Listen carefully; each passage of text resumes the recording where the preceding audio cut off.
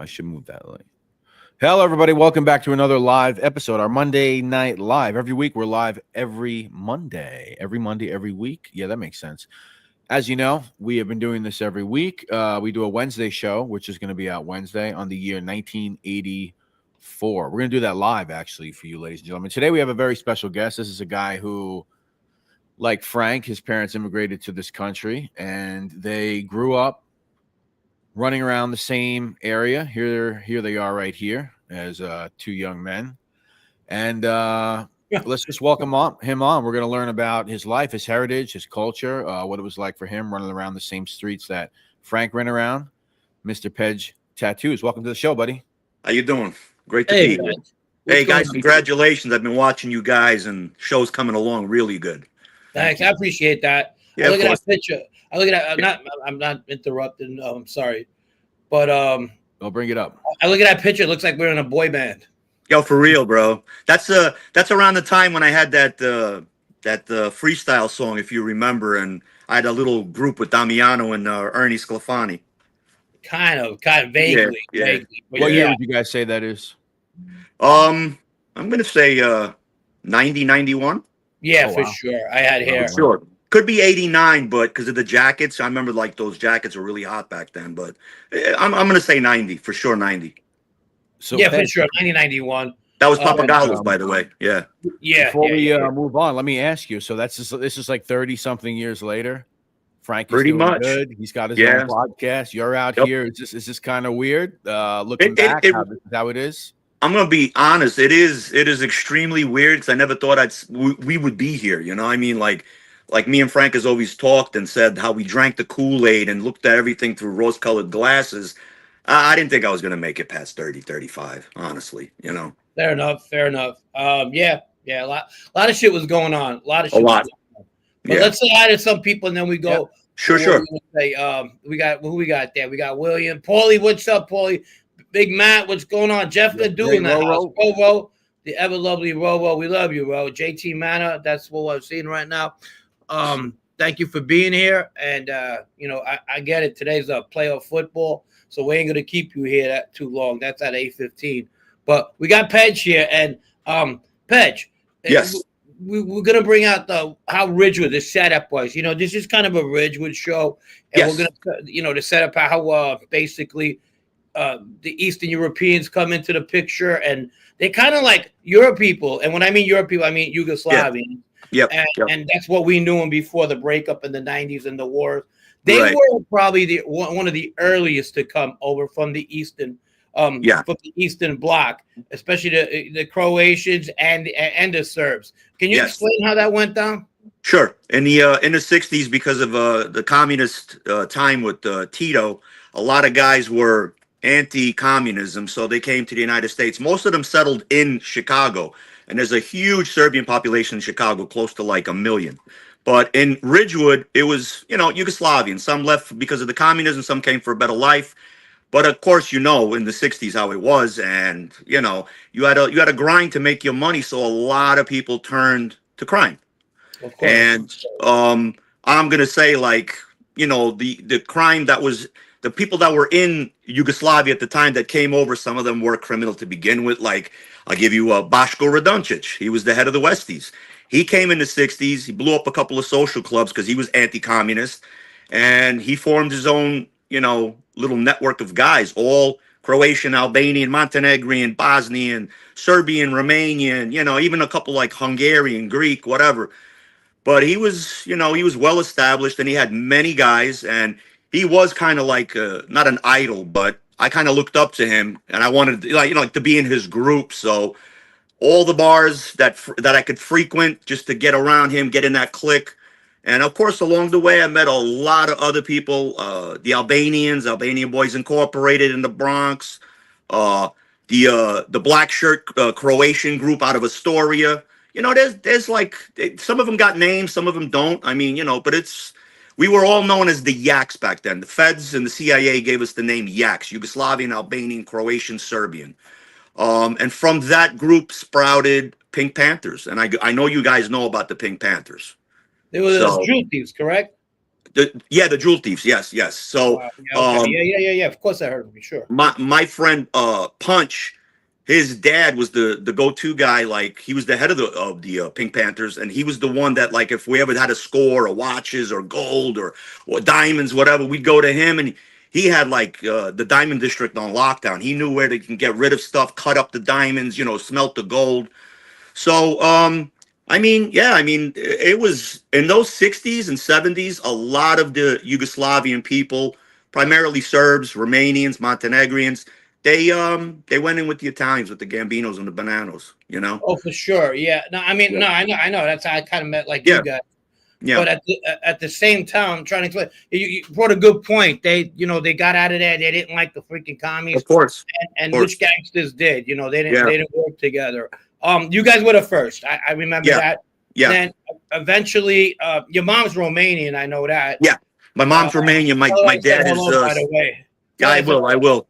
She thought you were coming here. She was like, "Where's Frankie?" I'm like, "No, I'm doing his show." Eventually, I will. It's probably nice and warm. Of course. But yeah, like my dad's Serbian from Bosnia, so we had that clique of people, and everybody knew each other. And from an early age, I had gangsters coming to the house because, in my family, it's predominantly either everybody's law enforcement, military, or they're gangsters. And then the other third is hardworking people. So I had that influence around me, just like you did, Frank. You had that influence around you. You got to see it in your living room. So, But you gotta explain too. I'm sorry, I didn't mean to interrupt again. But you say military and law enforcement. When you say law enforcement and military in Serbia, you could actually say part gangster too. Yes. Well, that's what I'm trying to lead into that. Even though that the military is military or politicians, and that's what my family turns to: military, police, and politicians. And then the other third is pretty much just crime. And then that other third is like hardworking farm people, because we come from a farming village.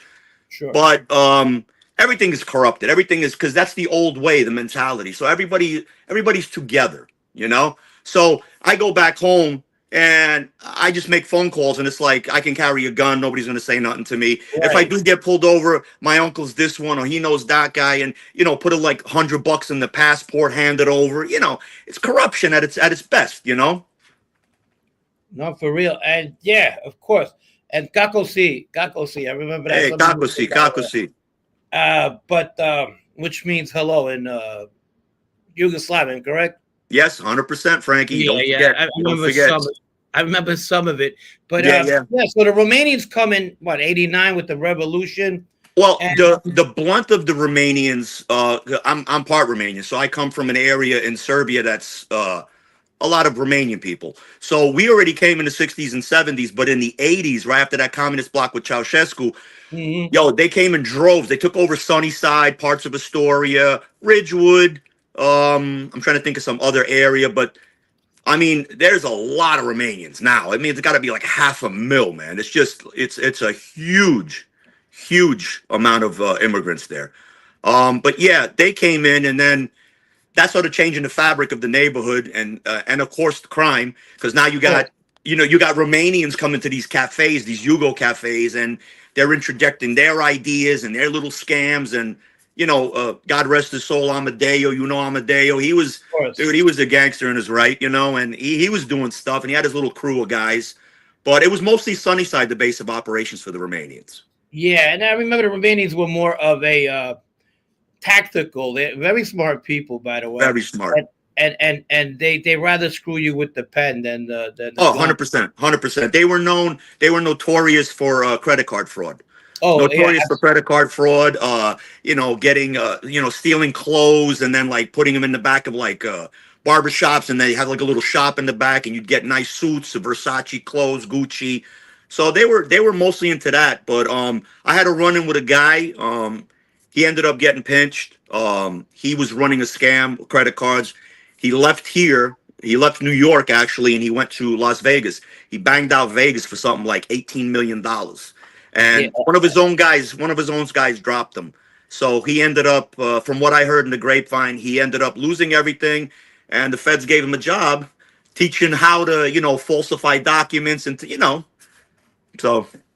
Yeah, they were good at that, and I can relate to them a lot because our languages, believe it or not, people don't know out there, very similar. Italian and especially Southern Italian, believe it or not, has a lot of words that Romanians use. Very, very similar to Sicilian. And Calabrese, very similar. And even Portuguese too. I mean, I've noticed that. Yeah, all these places. It's a Romance language. So yes. Well, growing up in the Italian community, like going over, like, Sundays for dinner, lunch actually, they go in the basement, they cook, for hours on end. So I would pick up and stuff, and they'd be like, well, how do you pick up on it when you're Yugoslavian? I'm like, well, my mom's Romanian. I go, it's very similar. We say moon the same. We say the 7 days of the week the same. We count up to 1 to 20, almost identical. So it's like I picked up, Una, due, tre, quattro, cinque, sei. Yeah, there you go. There you go, Frankie. Yeah, I remember that. I remember some things. But and Frankie was an integral part. I know growing up, you grew up in Bushwick, as did I, off of Knickerbocker Ave.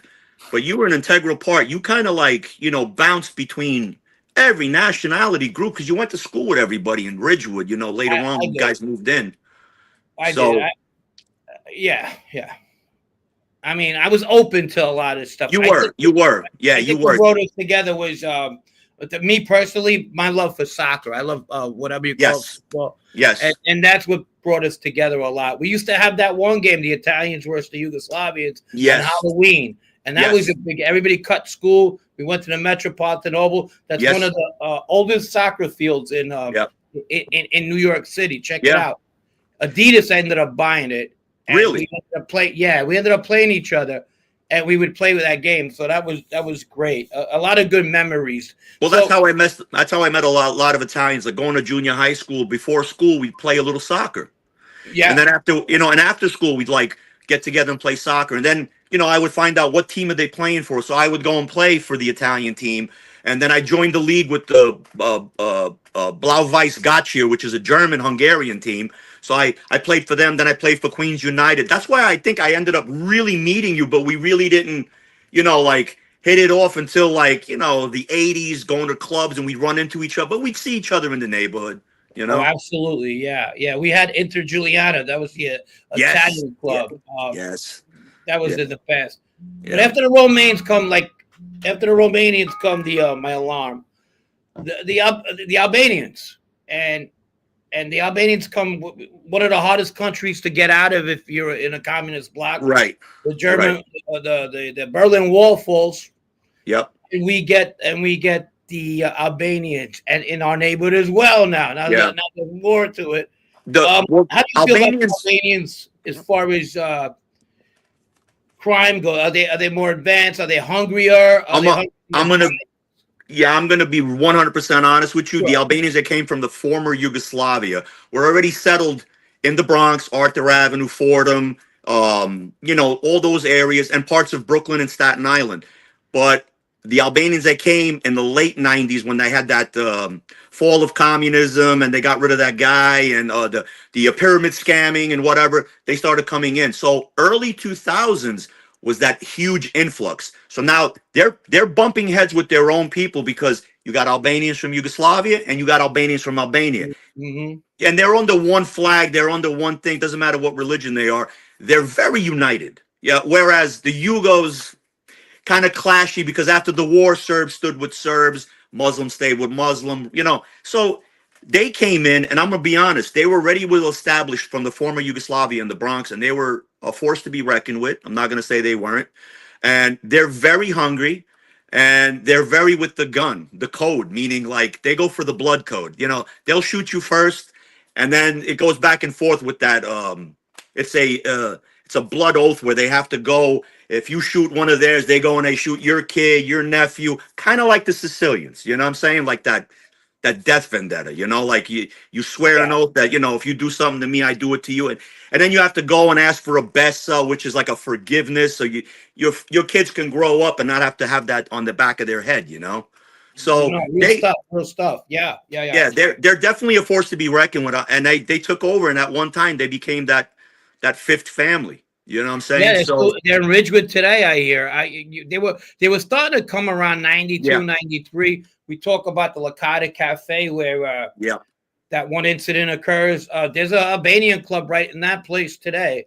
Yeah, I don't know if it's still there, but yeah, I mean, and I remember it. Like the Serbians and the Croats had that split. yes. But the Croats weren't too much into the organization. Yeah, I don't want to get into the politics of anything, but like I said, everybody they weren't that people. You know, they're more Croatians were predominantly in Astoria, and and the Albanians and the Muslim Bosnians were there, and the Serbs are mostly in Ridgewood. A lot were in like Hell's Kitchen, Upper Manhattan, because they all got super jobs and doorman jobs and whatever. So that's the influx. It was mostly Manhattan and Ridgewood, But everybody ended up moving all over. Howard Beach, here, there, whatever, because of the knitting mills, they made money, Yeah, no, for sure. How many clubs do you think there was in Ridgewood at one time that was Eastern European?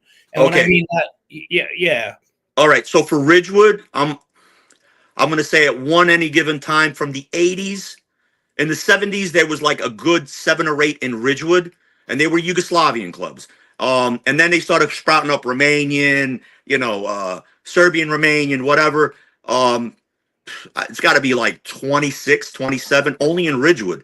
And then you got Astoria, which you're going to add another like 45 right there. Little holes in the walls with like 5 tables, a little card game in the back. And then you have the live music venues where they get drunk, they start shooting in the, it's like pretty much like Wild Wild West in those bars, The good old days. Yeah, you remember those. Of course. Yeah. Of course. I have a relative of mine, Malcolm's dad, whatever. Yeah. He actually had a lot of machines in a couple of these places back then. Right. And he got along with anybody who gave him business, if you remember him well. I remember. And yeah, so he had the Joker poker machine craze came in around 85, 86. So, it wasn't, they didn't care about card games as much. They cared about it wasn't about who's having card games without permission. It was more like, right. Who's got the machines? Machines in my place. So all these places. 100. That's why, like a lot of the Yugoslavians, the Serbs, Romanian, and so forth, they used to do what they had to do. Like they'd come in with scams, they didn't have to give an envelope as long as the pool table was in there, the jukebox was in there, and the Joker poker machines were in there. Right. As long as somebody was getting a little coin out of it. And the Yugoslavians love to gamble, bro. You know what I'm saying? Oh, yeah. Of course. And it is what it is. And for somebody like me that treaded between the Italians and the Yugos, I got a lot of easy ways out, like in my life. When I had my bar, on Fresh Pond Road, that was given to me by somebody from the family, and I ran that, and I had the Joker poker machines in there, and I tried to get your cousin out because I wanted somebody else in the Gambinos to come in, because I didn't want to hurt anybody's pocket. I wanted everybody to be happy and smiling, and I wanted to do my thing, Sure, yeah, I remember that. That was remember that Czechoslovakian girl I brought in one time? Yeah, Mambo number 5. Anybody wants to know, Frankie would come in and go in my jukebox and he'd put on Mambo number 5 and he goes, Pedge, check out this broad. And she'd be like, 1, 2, 3, 4, 5. It was like, she was like that chick from Seinfeld, which Elaine, Diane, what was it? Yeah. She was doing that dance to Mambo number 5. Oh my God. Yeah. We just kept on playing it and trying hard not to laugh at it. Yeah, dude, we were cracking up. It was, we had good times. We had English. I go ahead, do it again. Good dancer. Wow. And we were just fucking around. Good old days. Yeah. That was the good old days. And then you get a little clique, you and your friends, like you do your thing. Yeah, of course. You was situated on Cyprus. You had a little video store over there, and that's why I started coming around. What you talking about? Yeah. That's the infamous. That's the infamous Charlie. yeah, I get it. But that area right there, like Cyprus, Seneca, Palmetto, Seneca Gates, was very Eastern European. They even have butchers that were Eastern European. Yes, on the corner of Seneca and Menahan. Yeah. There was that bakery we used to go in the morning and get those like meat cakes. Oh, that was on Seneca and Palmetto on the corner. I think it was by the train station. Yeah. The little burek, the little cheese pies with the yogurt on the side and stuff. Yeah. Oh, they were so good. Yeah, they were. Yeah, really I mean, most of the social clubs and the bars were in, because that was a shady part of the neighborhood cops didn't really patrol, and nobody really gave a crap what was going on. So that's why we'd go there, and the rent was cheaper because it's starting to become predominantly Spanish at that time, you know. So, but yeah, I mean, from all of that, I've met a lot of people, and you know, that guy, like I said, I got into that life right about then. You know, I started young, and met people along the way, made my bones. You know, Frankie can attest; he was there for some of it. You know, we at one point, I think we were a good 6 or 7 years. Like we were just in the same clique. We'd go to the same clubs. And because of you and the Giannini crew, I wasn't allowed in the club because they look at my driver's license and see 11385 and they'd be like, oh, that's Ridgewood. And I'm like, yeah, so what? I go, I'm not with them. Oh, shut up. And then, you know, I look a little Italian. So they were just like, yo, you're Italian. You're like, those are your friends. And I'm like, then one time I got into a club and you were there and you were like, hey, Pedge, I think you ought to duck or take off. And I'm like, why? All of a sudden the pool balls started flying, the billiard, you know, sticks. I mean, that was like a regular weekend occurrence with you guys. Yeah, we did get in trouble. I had one of the best teachers in that. One of my best friends growing up. We'll talk about him. Was I'm not blaming him. It's just that he didn't fear anybody, and that's what bouncers, whatever. And I think we must have lost about 30% of our fights. Yeah, we were just too fucking small. But we'll talk about that shit. We'll get to that. But about you, back to you, right? So you guys hang out in this place and you're doing the card thing. I remember that. You guys would steal fucking anything, even if it's bolted. You found a way to steal it. Talk about when you went into that. Yeah, it was a base of operations. It wasn't my place. It was this other guy, this other Serbian kid. It was his social club. It was actually a video club. And then from a video club, it wasn't making any money. He put up a little room and he had a little card game going on in the back. And a lot of stuff in that 1 year and a half went on, and I had to take over the club because he got locked up, and he trusted me and he wanted me to run it. But dude, that it was a headache because I had to like please the Italians on one end, and then I had to please the Yugos on the other, and I had to make sure like these guys were doing what they're supposed to be doing. Like meaning, if we're gonna go out on a Friday and rob cars and like boost cars. You know, well, you got to boost 3, you got to boost 3, and you know, and then one's like crying, oh, I really don't feel like driving tonight. I got this weird feeling, you know, and I'm like, nah, shut up. I got a good feeling. Let's go. You know, I'm like, it is what it is. So I ended up giving that place up, if you remember. You kind of took it over. Well, yeah, I guess. Yeah, and I had to give it back too. So yeah. So I mean, it is what it is. I tell that famous story about how you came to my house and like, let's go empty out the video cassettes, and I was just thinking I was gonna get clipped. I was just like, yo, Frankie, what? You're like, no, don't worry. No, we're gonna just go. Never even entered my mind, really, honestly. But I know it wasn't on your mind, but you know, back then I knew you had a little beef with that guy, and it is what it is. That's when you're in that life, and then you're vouching for one guy and you're sticking up for a guy. They think you're going to be loyal to the bone. I did what I did. I made him a promise I was going to run it. But once I saw that, I was just like, I'm done. I'm out of this. I go, it's not my thing. It's not my forte to run a social club, you know? And I did my thing. I like doing my thing, you know? No, I got it. I remember one time there was these 2 Lexuses you guys robbed. Yeah. And I liked them. So I said, come on, let's go out. So we went to Goldfingers in the city. Yeah, and I didn't know they had MD plates. Now, me at 21, I looked like that. Dude, I looked like a doctor. I didn't even have fucking hair in my face. You look like an anesthesiologist. Yeah, I'm driving around, and I remember a guy with a squeegee. He comes up to the car, and he goes, hey, let me do your car, Doc. Yeah. I thought he was being a wise ass. I go, well, fucking call me Doc, motherfucker. Here's $2. Get the fuck out of here. And then when we valeted cars, I noticed that they fucking had MD plates on them. Yeah. I'm driving. That's how stupid we were. We would drive a fucking stolen car with MD plates, like a $70,000 car back then. I was like, real. What the fuck? Yeah. Hey, let me ask you, where were you feeding cars to? At the time, we were just taking orders. Guys that, let's say, they needed a front clip or they wanted to do a tag job. Because tag jobs was so popular back in the early 80s. And I mean, like, we also had, we had police officers that told us where they look for the tags. Then we started buying books to see which each car has what tag. Like a caddy has tags on the seatbelt things, on the tail lights or whatever. So we knew what to change. So if we ever got stopped and they did like a crime search, they wouldn't be able to find anything. You know what I'm saying? And the tags, we did them immaculate. So we started doing that, and then everybody started branching off because that one guy that I said that had the social club, he wanted to be the John Gotti of the Yugo crew, and I wasn't feeling that. I wanted to do my own thing. I'm not about to kick up to anybody, and never did. So I was just like, I went my way. I had my connection where I'd give them X amount of cars. Those cars would get shipped Russia, South America, Romania, whatever. So, and I would take care of everybody that was in my crew. So if I had 7, 8 guys in my crew, I would take care of everybody. I'd be like, yo, I'm not there to take all the money. We're going to split it down 10. If it's 10 guys, we split it down the middle. I was very fair with that. The other guy, he just got a little greedy, and it is what it is. One of the guys in his crew ended up getting pinched. He got hit with something like 12 or 15 Jeep Grand Cherokees he delivered. And the guy that was setting up the meeting was wearing a wire. He was a rat, and it was done. You know what I'm saying? It was done. So you guys are putting them on boats, shipping them overseas? Actually, we were actually just driving them to what was it? Port of Newark.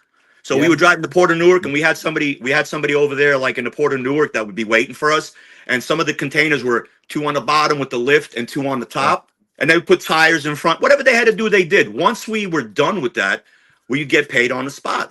Cars were delivered. And I had a Russian connection too from what was that called? Coney Island. So it was a big Russian connect. That guy he went from 8 cars to he wanted 15, 20 cars a month. I started getting nervous because, as you know, Frankie, we were parking a lot of cars in Bushwick. So we would leave the cars there and wait to see if they have an all points bulletin on it, how many tickets are getting put on the car.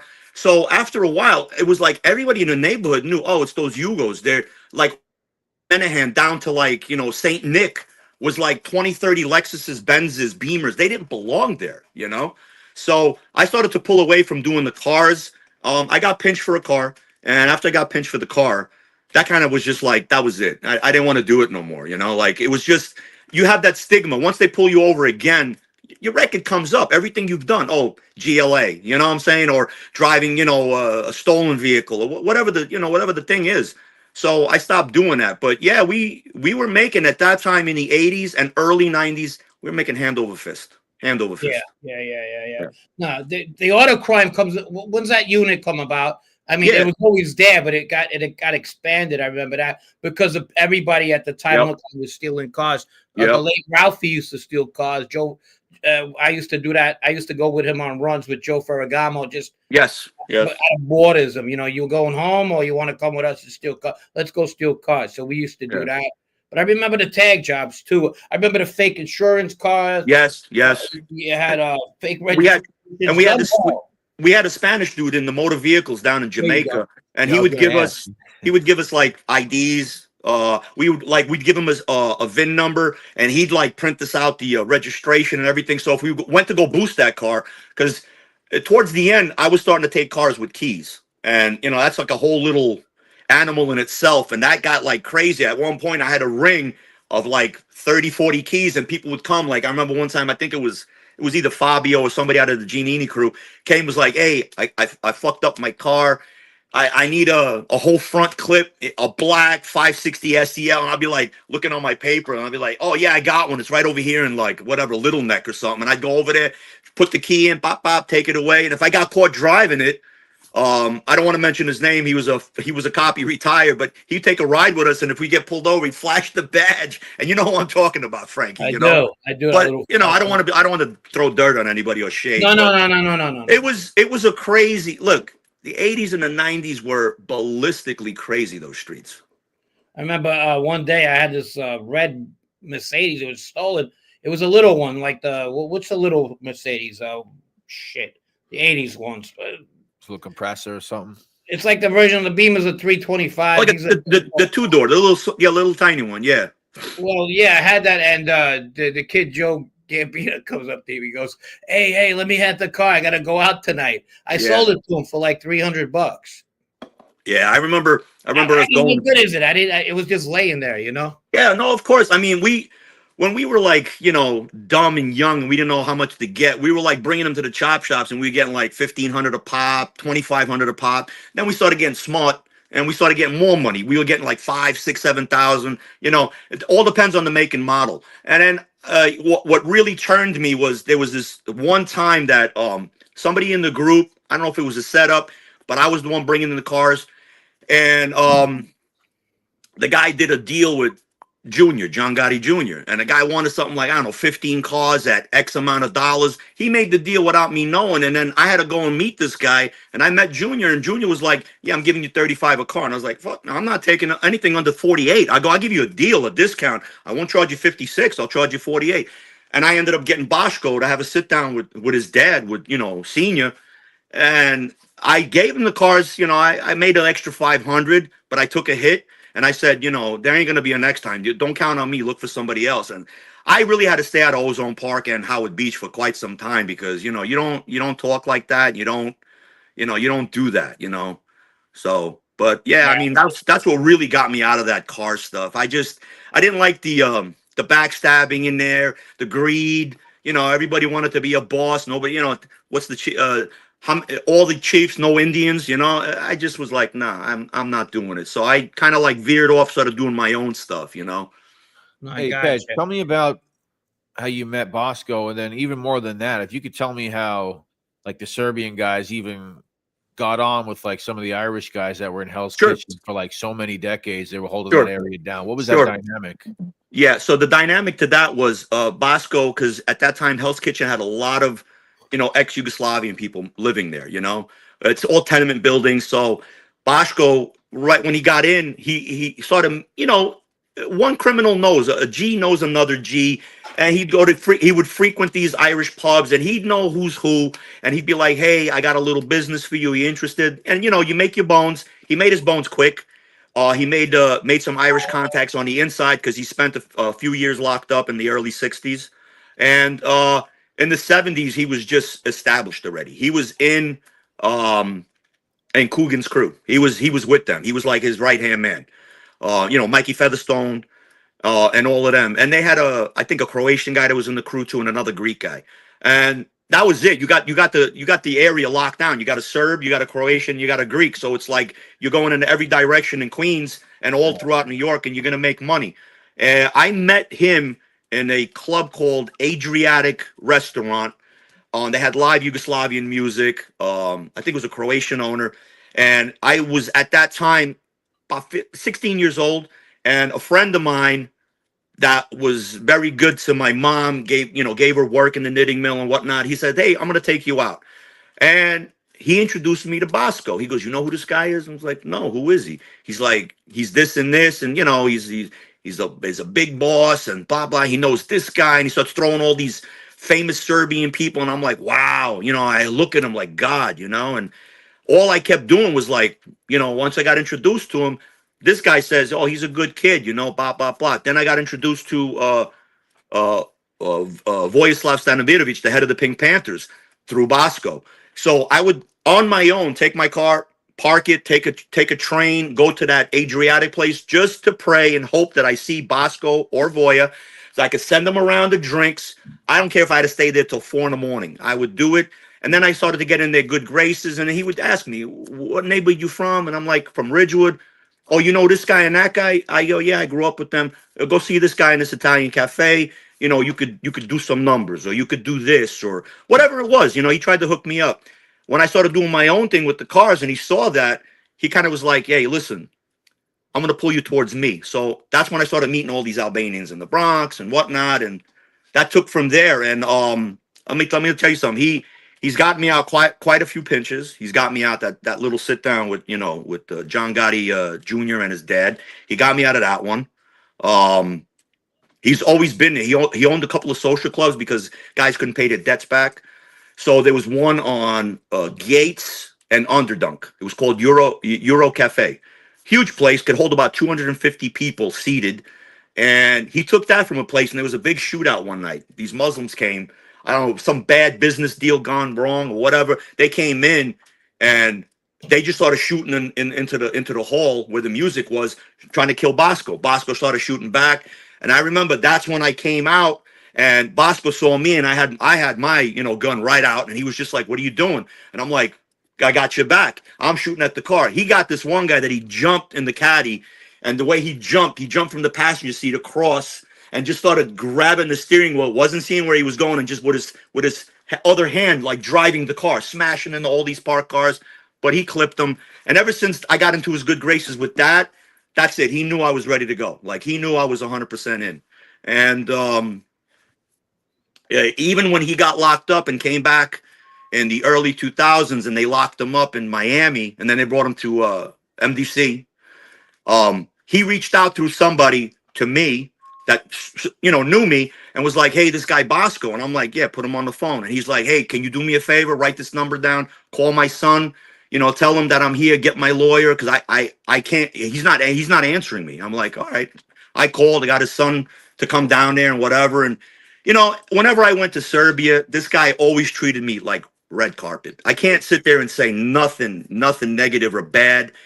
And he was the one to originally start forming in the 70s Group America, which is now infamous. If you look it up, Group America is one of the largest narco distributors, and the head is a Serbian. I'm not going to say his name. You can look it up.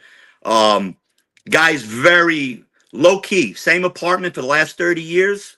Big church donor, goes to church, goes to every like function. You would never know that, you know, the guy's in charge of this largest narco trafficking group. And right now I think they just caught a guy with 300,000 kilos smuggling it in, and they arrested him in Serbia.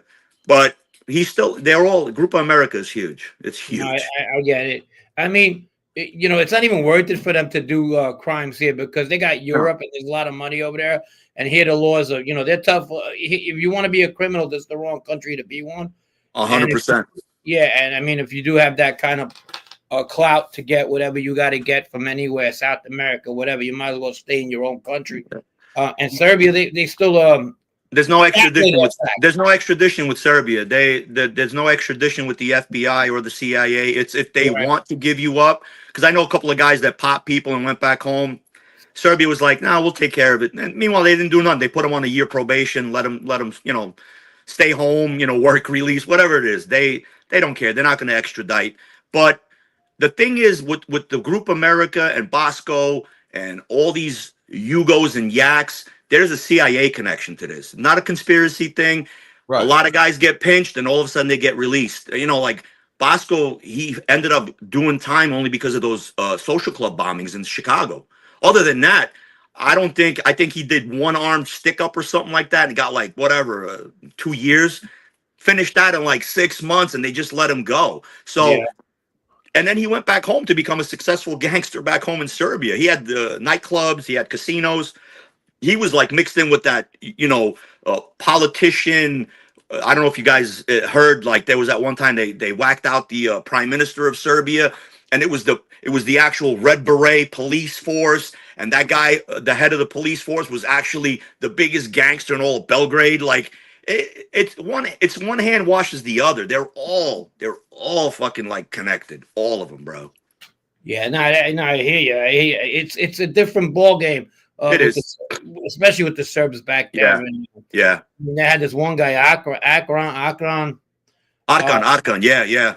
He was military, part gangster, part everything, and explain, talk about him a little bit. Well, I mean, I never got to meet Arkan or anything like that, but I got to meet people that were associated with Arkan. I got to meet his godfather, and dude, I mean, as bad as he was, and like, you know, there's a saying that when he went into Bosnia and to liquidate people and do whatever, he went in with soccer hooligans. He didn't go in with professional army. He went in with soccer hooligans, started out with 2,500 people, ended up amassing 30,000 paramilitary guys, and they were all soccer hooligans. And you know, like Frankie would know, soccer hooligans are a big thing in Europe.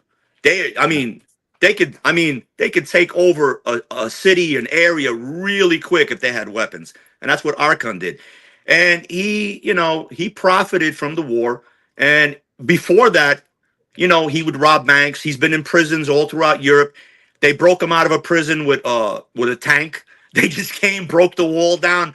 He escaped. I mean, there was another one where I don't know how he went through the tunnel somehow and got out. He's like an escape artist. He had all the cigarettes in Europe at one point. At his wedding, Had the hottest girl in Yugoslavia. Yeah, and he had his wedding at one time, and the head of the Italian mob in Italy came to visit him at that wedding. It was like, and everybody knew, the who's who of gangsters throughout all of Europe showed up, Right. And he ended up getting whacked. He was, and what it was somebody in his own circle. They paid a hefty fee. I guess he wasn't treating them right. Guy did it for $1 million, whacked him, and then they put a hit on him, and now he's in some kind of witness protection or hiding somewhere. It is what it is. I mean, look, in that life, you don't have much time. Enjoy what you can. Not everybody's blessed to like be out of that life. You know what I'm saying? Like, and live a normal life, man. Pedge, I want to ask you. I want to get back to like the Italians now. So I want to ask you about kind of existing within the neighborhood with a lot of Italians. Yeah. Kind of a two-part question. So one, what was your impression of this individual in this photo here, Mr. Frank Fiordolino? When you got to know him, your impression of him. Also, I suppose as the more you got to know him, you got to know a little bit about his family, of course. And aside from that, some of the elders in the area, some of the Italian guys who were known in organized crime, any particular guys you remember, the notable ones you first started hearing about? The Grimaldis, couple others that I don't want to mention because they're like semi-active, so I'm not going to say anything. Of course, Frank's uncle, his cousin, his cousin was very well known in the neighborhood. He had many businesses. He was in that. But at that time in the 80s, I remember in the 70s being introduced to Italian mobsters through this guy that my mom was dating. He was a gangster, and he was a messed up guy, but he would take me to Mary and Joe's restaurant, park outside, and be like, "I'll be right back," and go in and talk to Carmine Galante. And I didn't know who the hell Carmine Galante. I didn't figure it out until like when he got rubbed out. That's who it was. Oh, I was in front of there. I remember meeting that old man. Carmine was a little bit of a whack. So that's what I remember. But that's how I got introduced to it. And growing up, going into the cafes, you would know. They would tell you, "Oh, that's so and so. That's this and that." So in the 80s, it was like I said, it was Frankie's uncle. I'm not going to say his name. He's dead. It's okay. Navarres, right? So I could say that. Yeah. Navarres. So the Navarres, they had pretty much a lot of the area on lockdown. So I know them. I'm trying to think anybody else. I mean, in the 90s, later on, I used to go to Bobby Glass's place. I got introduced to him. He was in Glendale. I just known him as a loan shark because that all the Yugos in the neighborhood had, they had factories and whatnot. So they would go to him. I can't make payroll. Can you loan me 20? Whatever it was, and that's what he was doing. And then later on, I became his go-to between the Yugo community because he was dating. He had the Gumar, which was a Romanian, Dora, and Dora, she was good with us, and like I'd go in and have a coffee, and and Dora was like, she knew what was going on. You know what I'm saying? And she was good. She's cool people, yeah. Yeah, and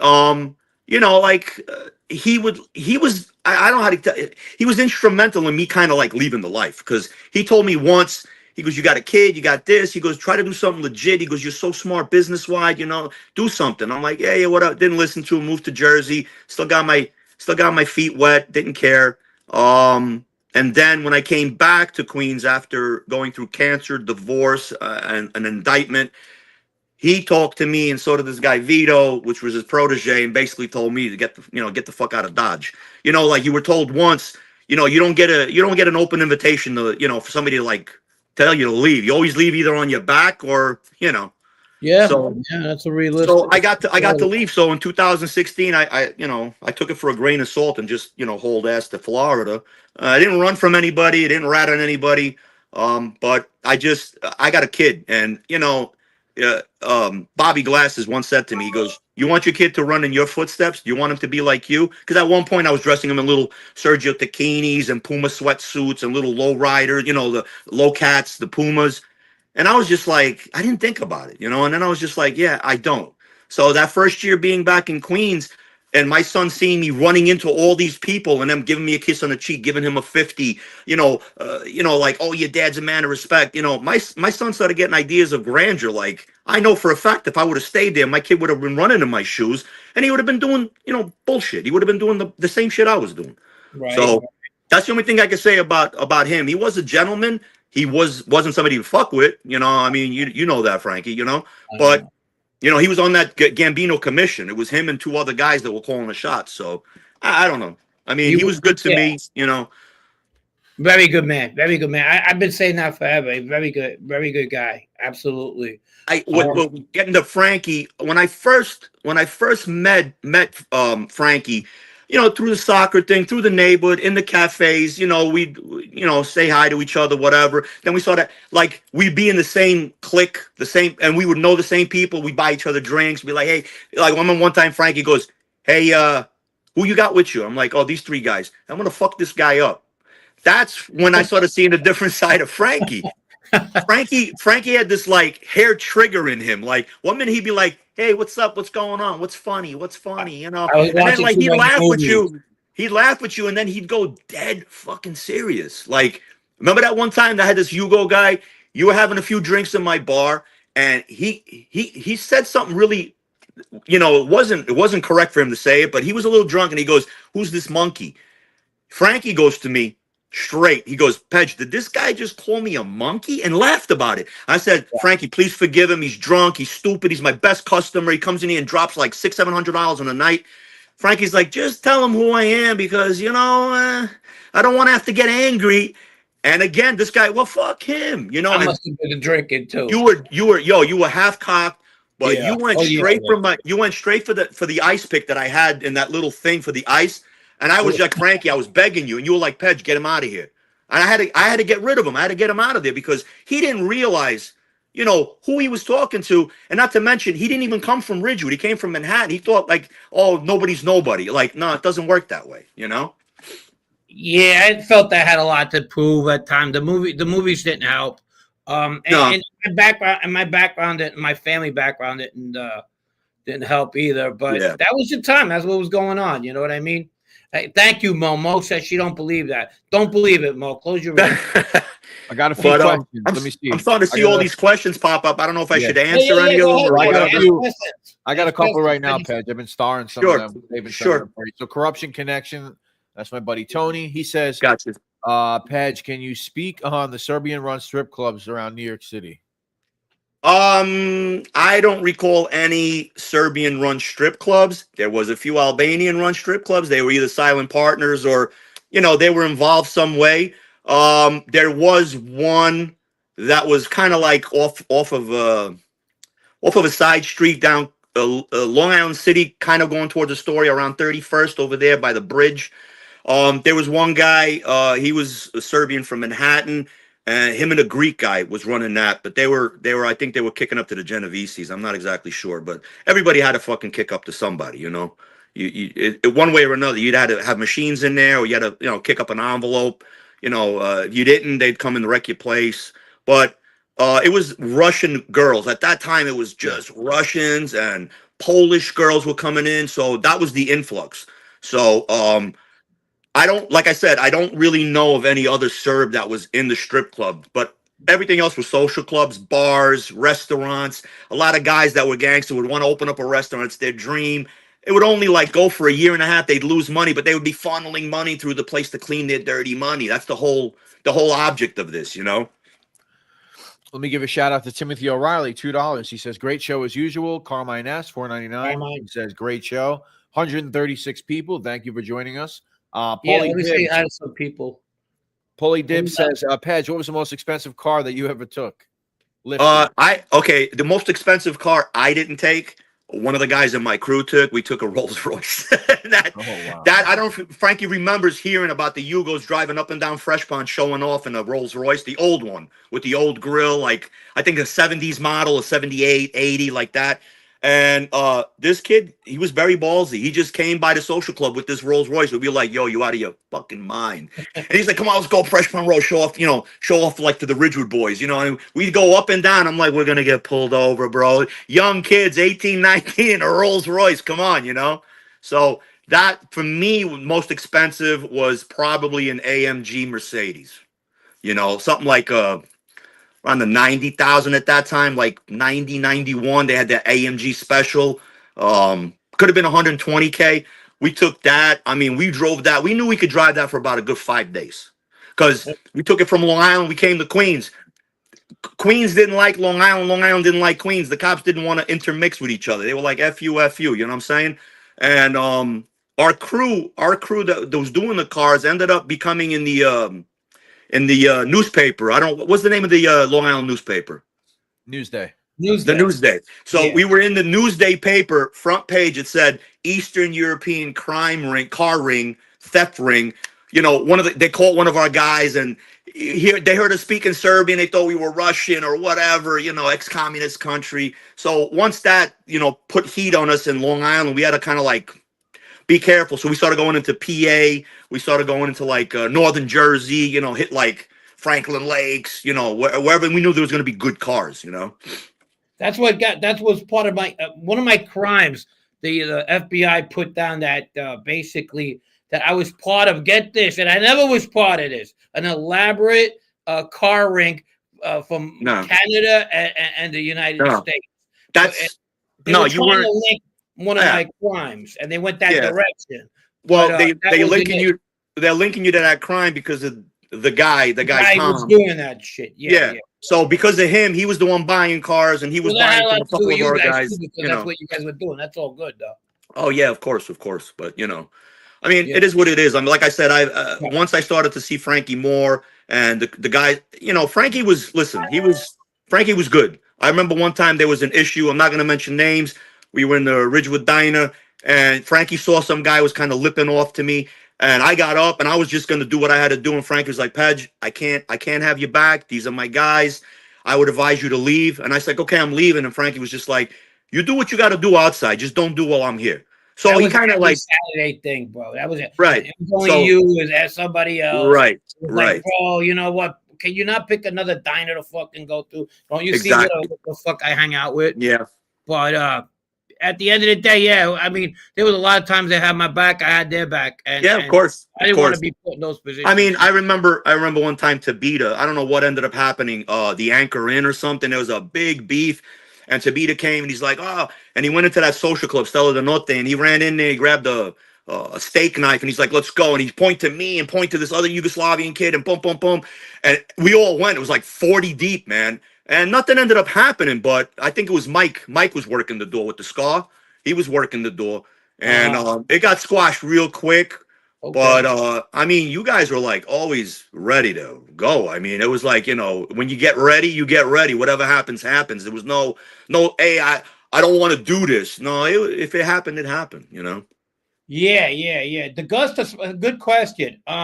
Did it boost my mind? No, it scared the shit out of me of being a kind of like, it didn't, nothing scared me. It fucking made me concerned that I was being looked at in some fucking high level crimes, even though I had nothing to do with it. I mean, I had a connection to the guy who was involved to a high level connection that me and Pedge know, which I will talk about. But but concerned. I mean, what the fuck? Why would you want to be? That's right. I'm a low level guy. Keep it that way. Yeah. I mean, we were like, look, we were all low level guys, but I mean, in all honesty, 80s and 90s, everybody was into something, and everybody was associated with somebody. It was like, don't get me wrong, out of the Yugos, there was only a handful of people in Ridgewood, and Frankie knows predominantly all of them, somebody that was doing dirt. And to this day, they're probably still doing dirt. I'm not going to mention names, but it's a handful. It's a handful. Like, like you go to these Italian cafes, and you're going to see an Albanian, you're going to see a Montenegrin, you're going to see a Serb or Romanian, and they're into dirt. Like, it is what it is. I mean, but I mean, I don't know. Those times were like, I'm kind of happy that I lived it and that I got out of it. But those times were like, you could write a book about it. You could put it on the big screen, and you still can't explain the feeling that what it was like the 80s and 90s. You can't explain it, And the ending came in the 2000s. That was it. You know, like the 2000s, everything started crumbling. Everything. It was people ratting, this, that. The feds was squeezing everybody. There was no more. Cameras were up on every social club. You know, I can't imagine anybody doing stuff today with the way the amount of cameras and cell phones and whatnot. But I mean, crime is crime. It's always going to be rampant. Well, you mentioned like. Go ahead. I'm sorry, Brett. Sorry, no, I just want to because people get mad when you skip over these things, you know. Yeah, so I want to make it a point to mention because you did mention ratting and stuff like that. Obviously, you know that Frank ended up cooperating with authorities. Yes. So I got to ask you just to be fair, you know. What's your opinion on that? Is that something that you could ever think Frank would have done? Or well, look, I'm glad you brought that up, and I'm going to say this: nobody's going to know until they're walking in his shoes. Okay, number one. Number two. When I heard that, it was devastating because, you know, we were just like, well, what's going on? And nobody saw Frank after that. I ran into his brother and I was like, hey, I heard about you. His brother was devastated. His brother was like, I don't want to talk about it. He was very like, you could see it downtrodden in the face. It is what it is.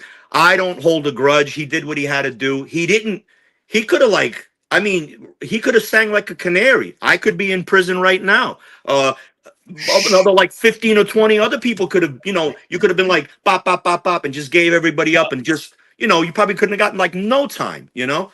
But look, I think I pretty much said what I had to say to them. I think so. Anyway. I understand. Look, I'm not. But at the same time, whatever they wanted, but at the same time, I was lucky enough to talk about structure and fucking gambling and get and get a good deal. I mean, they know what they're doing. I probably don't see it like what they did with what I gave them, but there's a purpose why they do what they do. They're a lot smarter than I am. You know, they have 4 Ivy Leaguers prosecuting Joe Messino and putting this case together. So they knew what they're doing. I might have not thought.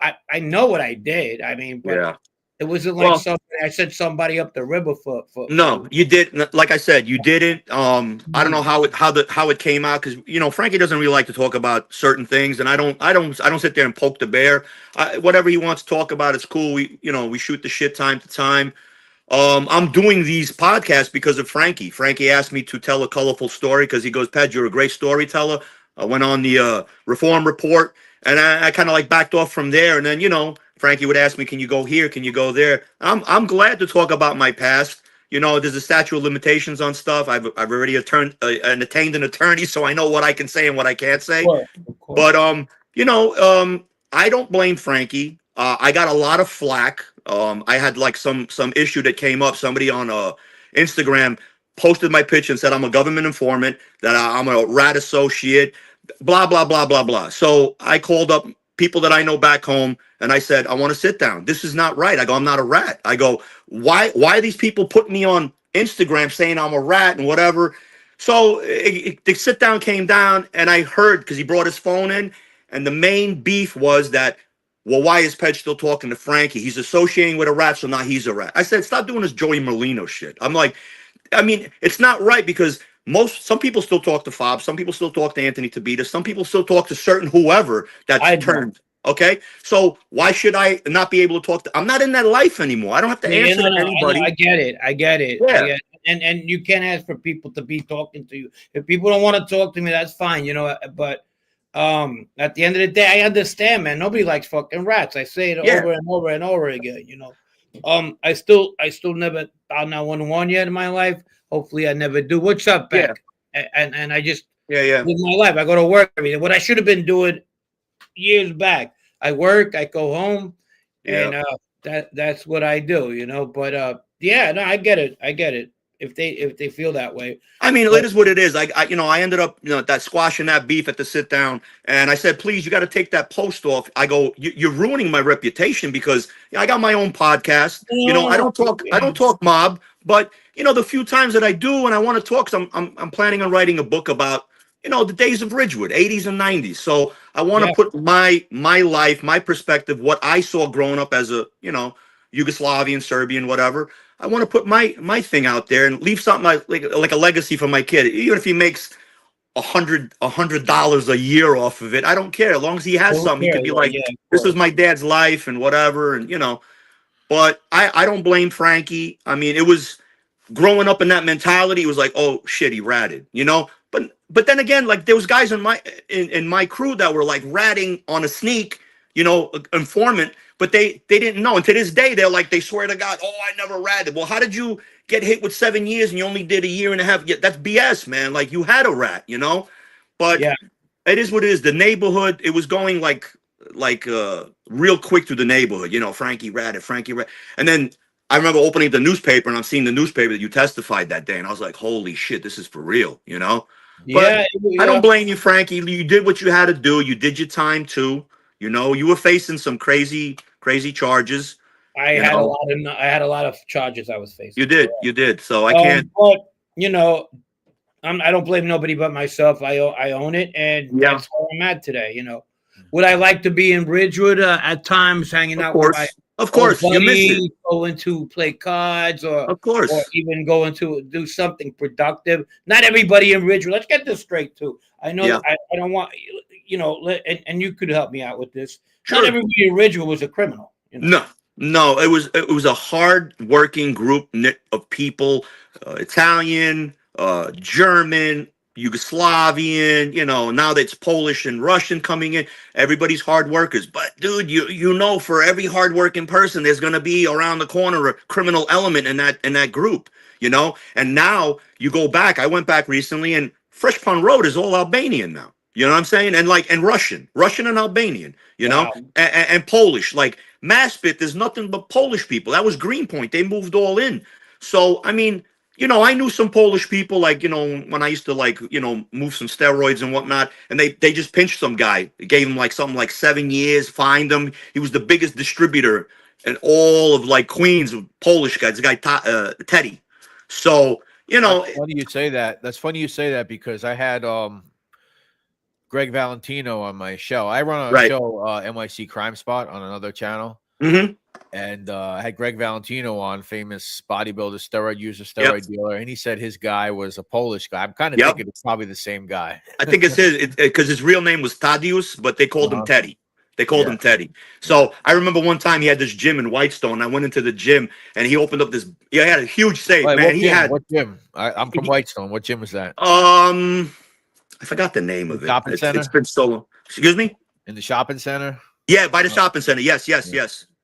And I remember going in there, and I had to get whatever for a couple of people in the neighborhood that Frankie knows. And I was just like, all right, I need this, this, and that. And he opened up that double safe, and it was like, Jesus Christ, man. This guy had every growth hormone, you name it, DECA, you know. Right. And he's like, what do you need? I go, let me get 4 bottles of this, 6 bottles of that.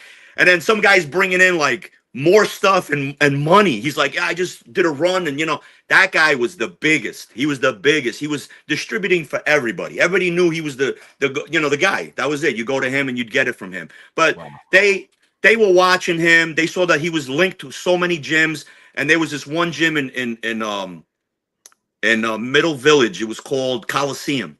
And it was a Greek guy that owned it. But he was getting from that guy, Teddy, because Teddy used to come in there and see him. And, oh, my God, like once you started seeing them raid Coliseum, you knew that they were already hitting Whitestone and they were hitting Bayside, and, you know. So, but, I mean, it's early 2000s?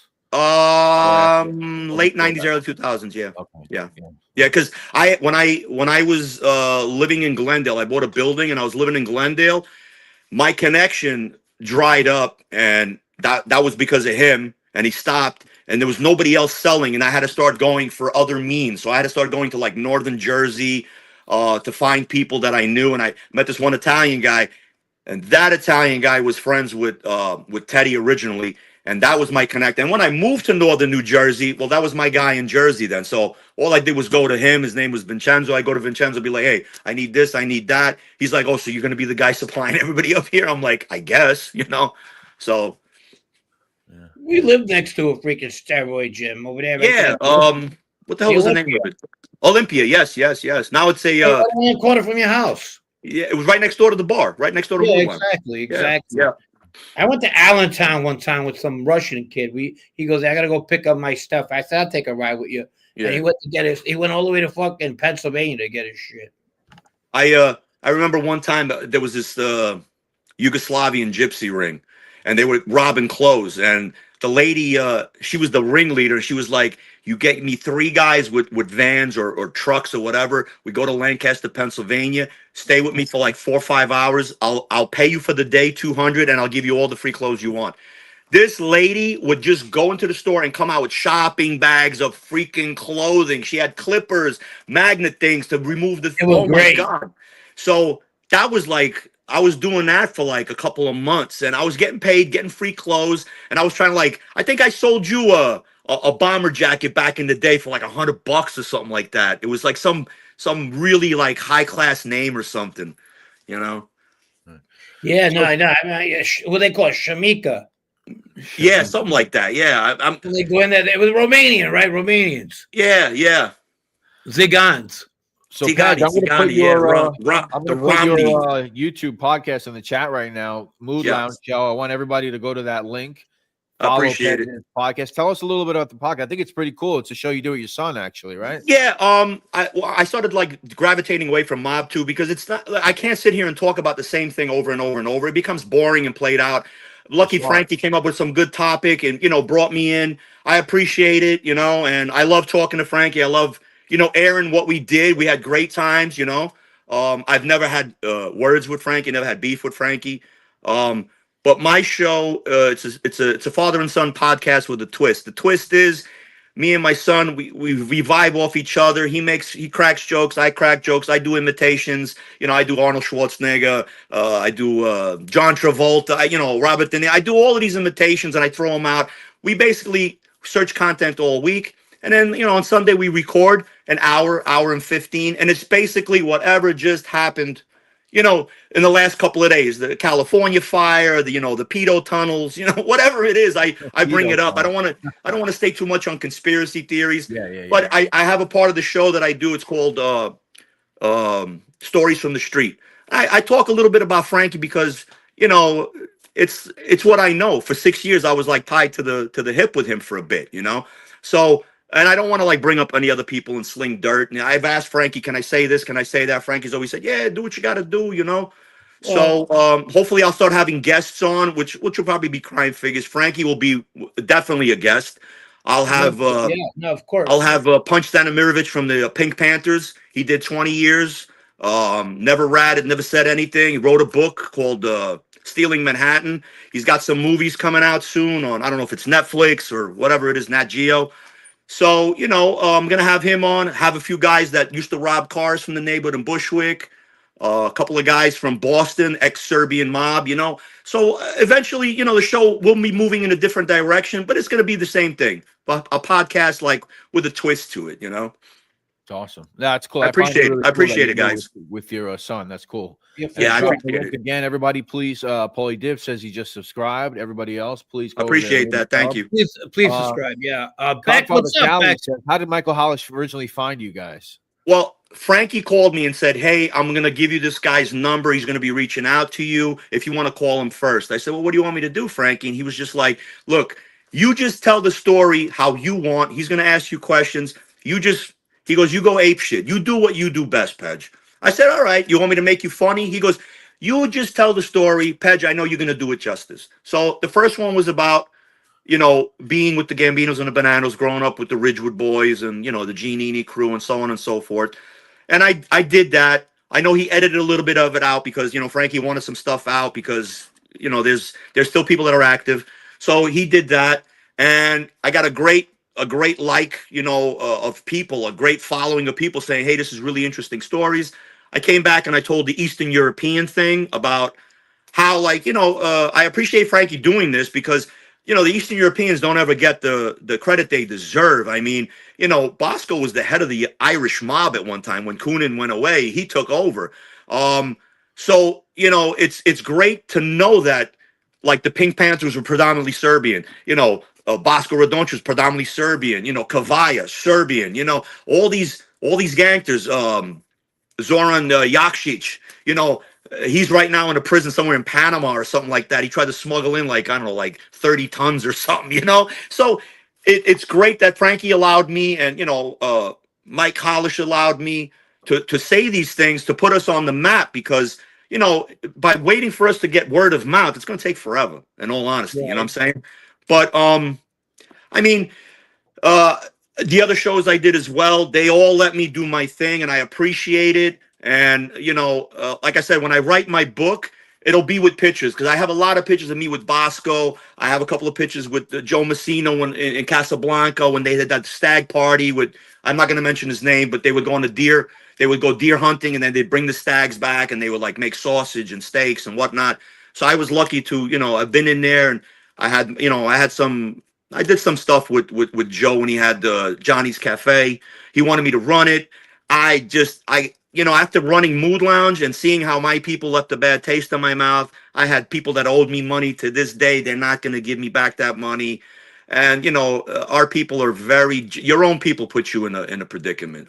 My people are jealous, called the cops on me, lied, you know, set me up with drugs in the place. It doesn't matter. You know, I still stayed open 3 years.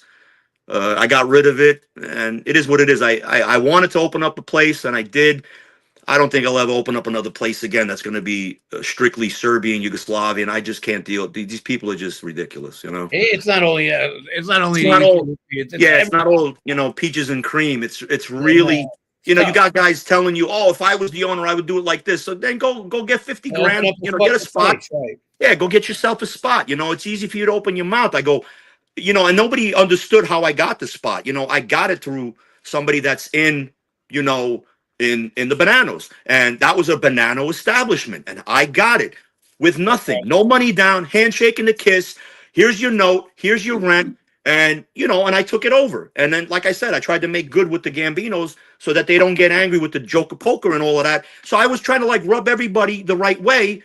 And then I had the incident with Mike Antonucci, too. Mike Antonucci just got out of prison, and he came over there trying to muscle me for money. So, you know, I don't have to pay protection money. I'm already protected with the Bananos. How crazy the kid was. Oh, he took a shot. My ex-wife was walking out, and he was up the block on Fresh Pond. He just pulled out a gun and pop, shot at the door. So we had to sit down about that. He swore up and down he didn't take a shot. But I know somebody that was in the car with him. They had 2 sawed-off shotguns, a Uzi, and Mike was like, we're going to do this, guy. We're going to do I don't know Mike from a hole in the wall. I know his brothers, you know, David and Kevin. I know them. They're stand-up guys. Mike was just, he was off. He was clinically crazy. I remember he started coming around to Ridgewood, and his brothers weren't having it. They're like, don't humor him. Don't entertain him. Don't. Do your favorite something. Go back where he's got to go back. And one of my brothers took a liking to him, tried to got him a job behind one of his places, and and that didn't work out well. And then you know they almost got into it again. Yeah. And that was it. I remember I took a ride with him one time. He had to go home for something. I think I was going to go meet up one of the brothers. So they lived in Old Howard, part of Old Howard Beach, yeah. So he walks into it. This is like I'll never forget. It's like a fucking gray ass day, a damp day. 100. And if you know the Old Howard, they got like weeds over there. It looks like you fucking stepped into freaking North Carolina for a second. Yeah. He comes over there by the sticks, by the weeds, right? In the back. Yeah, he comes with a rifle in the middle of the fucking 4 o'clock. Yeah. And you know how loud a fucking rifle is? He just blows it out of the fucking the house. The house seems like a fucking tremble. Yeah. And fucking birds are flying all over the fucking place. And he starts cracking up, runs up there puts it back like he didn't do anything.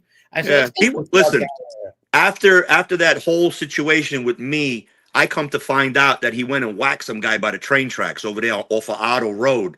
And the guy owed him money or whatever. And the guy was a cripple to begin with. And he took him out to over there to the tracks and he offed him for good. So I think he had two murders under his belt. He wasn't even out like a month, 2 months. Then I it doesn't matter that we had to sit down. He didn't care. He didn't want to follow rules. And he turned around. No. He turned around and I don't know, I kept saying he was gonna like off me or something, like when I walk out. So I had to like, not only that I have to pack constantly and look over my shoulder, but then Kevin and David used to come in my bar and like, I swear to God, I'd let them drink all night. They would just sit in my bar and make sure that Mike wouldn't walk in. And if he did, like one time by accident, he'd come in, they'd be like, yo, you know, you're not allowed in here. You can't come here. Yeah. You know, so, I mean, it is what it is. And, you know, I give them props, man. They did right by me, you know, and, yeah. Like I said, like, you know, I get a lot of flack. I get people saying I was never in the street. I get people saying I'm making shit up. I'm a Wikipedia gangster. Frankie knows, and I know Frankie. You were around, and you definitely were around, and yeah. And I mean, I wasn't just a hang around. You know, I did dirt. You know, I'm not gonna sit here and like confess to everything I've ever done. But Frankie knows, like, if he'd come by a Yugo place, what we used to do, Frank, we used to shoot in the place, right? Or we'd be in front of Vox. We listen to music, open the door, and everybody would start shooting into the sky and whatever. Then Sal would put the gate down. You know, like that's the Yugo mentality. We would just like how much we were drinking, yeah. We were drinking and we'd start shooting and whatever. And you know, at one time that guy shot himself in the leg. This Albanian guy, Sammy. Remember that? He used to play cards with Sal and Angelo, and then all of a sudden one day he was sitting at the table and you heard boom, and he gets up and he's like, "Oh my God, I shot myself! Take me to the hospital!" You know. So I mean, everybody was packing. Everybody was packing, bro. You know. Yeah, for sure. If you see, we were in Williamsburg one time, and it was we had fireworks in that club, and they were 3-inch. Right. So we're going to eat in Manhattan. So I took a whole bunch of 3-inch mortars. That's how stupid I was back then. And I'm throwing them out the car right into the water. You know, they were pale. Fucking like one blows up in the car, we're fucked. Yep. The fuse was too fucking, but shit like that, just stupid. Hey, Frankie, do you remember at one time when all the movies were coming out that people were starting to put the names of the movies on the front of their windshields, like Men of Respect, and then the next one would be like Goodfellas, and everybody would have like the I used to do window etching when I was younger in like around 17, and I remember everybody would come out with their cars with like the Brooklyn Bridge on the back of the window etched, you know, or the Bay Avenue Bridge or whatever. I mean, those were some crazy times, man, you know. Real quick. I don't want to. Yes, sir. I don't. But show that clip of he knows the guy too. Show the clip of the Galante with the guy there. Oh my God, is it who I think it is? Yes. I gotta go to Mob Facts. Hold on. Can you believe this guy going around? What the fuck would you go on the site of a triple homicide and claim that one of them was your uncle? I'm gonna come back later. I'm gonna come back later. I'm gonna come back later and talk to you. Right now, I cannot talk. Our buddy's his dad, actually. Yeah. Frankie sent me that way back, and he goes, "Pedge, get a load of this." I seen it on Mob Facts. I said, "Holy shit! If that ain't who I think it is," you know what I mean? Yeah. And I was like, I was talking to you, and you were like, a lot younger. You know, he looks a lot like his kid. Yeah.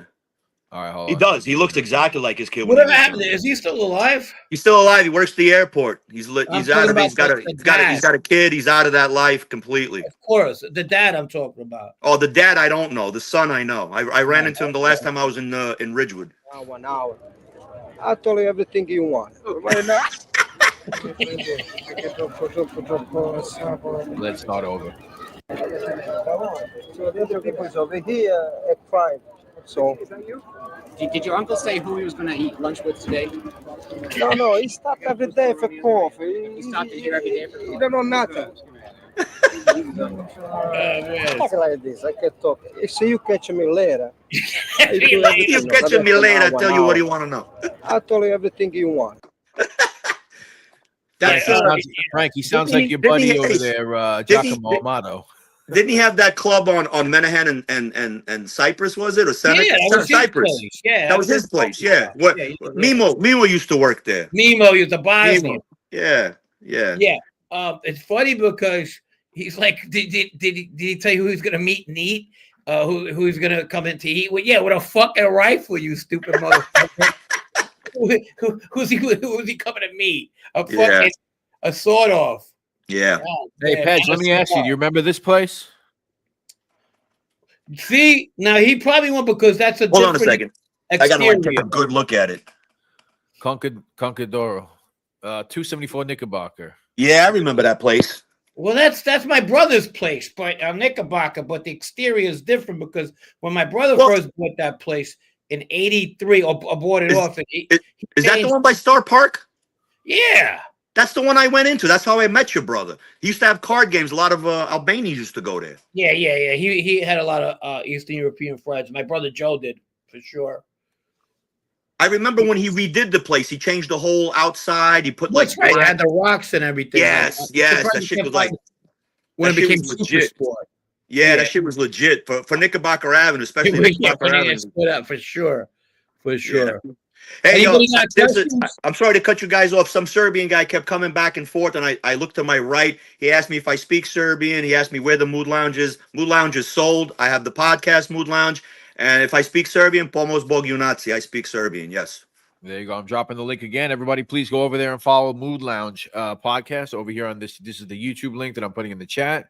Go over there and subscribe. And you guys are on TikTok. You're on everything else. We're on TikTok. We got banned on TikTok. I don't know why. I got up to like 8,000 subs. I was getting a lot of views, and then all of a sudden I said something derogatory, whatever, pissed off the wrong person, and they struck me and permanently banned me. So I'm back up again. But I'm not getting the hits I was, so I gotta I gotta start doing commercials, and I gotta start paying my way back in, which kind of sucks. But I'm on YouTube, TikTok, Spotify, Rumble, Instagram, Face. I'm all, just look up Mood Lounge. I'm everywhere. All right, guys. Yeah, make sure. And, St. John's University, baby, basketball. We're going all the way this year. Maureen Been a while. Pasta Batate subbed. All right, few people already subbing. We appreciate that. I do Pedge, appreciate hang out it. for 1 second. Sure, brother. We'll end the show now. I want to thank you very much for giving us your time and coming on. And I think thank you for having me on. It was a pleasure, and I hope people got a kick out of it. And if you guys ever need me back on to talk about the streets, whatever I can help you guys out with. You offer a lot. I mean, check out Pedge's show, the Mood Lounge. Yeah, I'll try to get some pictures for you too, because I took some pictures recently when I was there. So what the social clubs were and what they look like now, I can send you all those pictures as well. 100%. 100%. You gonna hit us with an accent before you go? A little impersonation, or what do you want me to do? Who do you want me to do? You want me to do Arnold Schwarzenegger? Run to the chopper now! Tabernation busted my balls. Matt, my man. Thank you, my man. Matt, what's up, buddy? Matt, I got one of these. I got a double of these. I don't know if you're a St. John's fan, but I don't know. I wouldn't even signature because my signature ain't worth shit. But I'll send you one if you want it.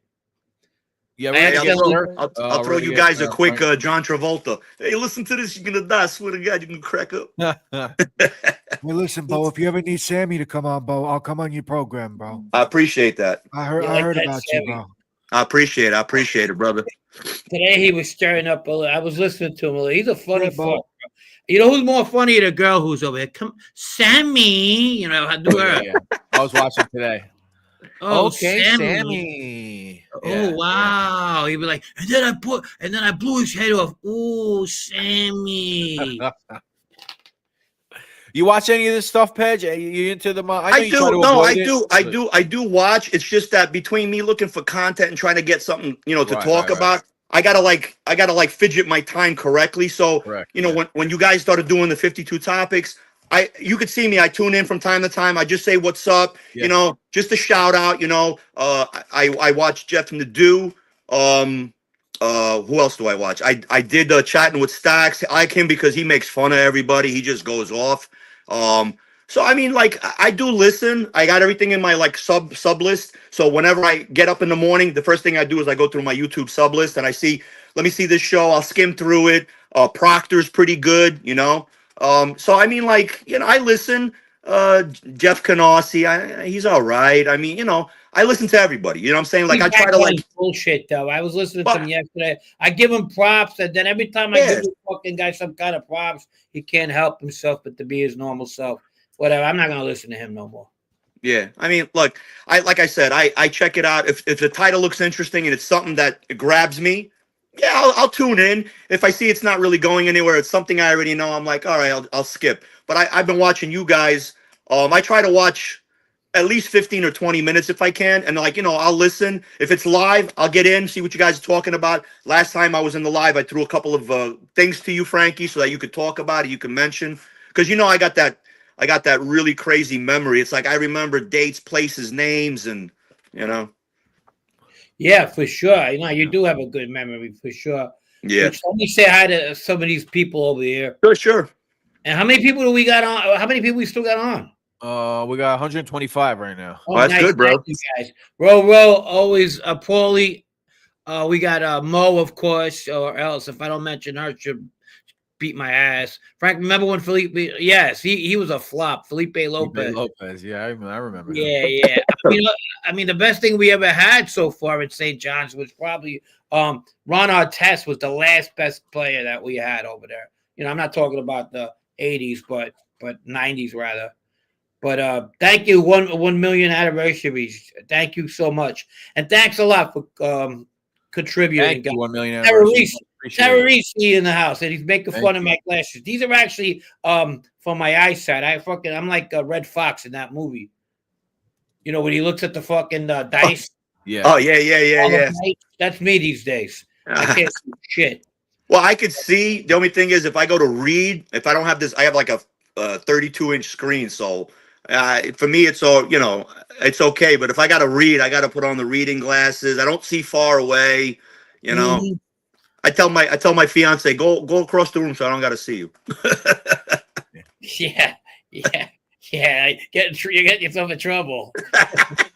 Yeah, I gotta be careful. She's a Romanian Serbian gypsy with Romney, so I gotta be really careful, man. You know, that is something. I bit off a little too much that I can chew. Scott H, my man. Frankie, I wear glasses all the time too, bro. Old age, yeah, fucking. That's what I inherited from my parents. That fucking diabetes, but it is what it is. All right, I think we'll end it here, ladies and gentlemen. I want to say thank you for everybody that joined us tonight. I know Frank wanted to end around this time. We got some sports action going on. I want to thank everybody. Pedge, hang out for a second. You got it. Thank you, everybody. Check us out on Wednesday. We're going to be going live. We're going to do another live episode. I think it's going to be episode 10 of 52 Topics with Frank. Wow. Okay. Congrats, guys. Congrats. Thank you. As far as our thank you. Of course, we put out a bunch of other clips, like half-hour, 20-minute clips. We're going to go live. We're going to do the year 1984, New York City. We're going to talk about some organized crime, some significant criminal events, and a bunch of other stuff. Pedge, once again, thank you so much for joining us tonight. Thank you for having me. It's been a pleasure. Thank you, brother. Thank you. Thanks, everybody, and everyone that donated tonight. We appreciate you very much. Please hit the like, leave a comment on the way out. Everybody, have a great night. Thank you.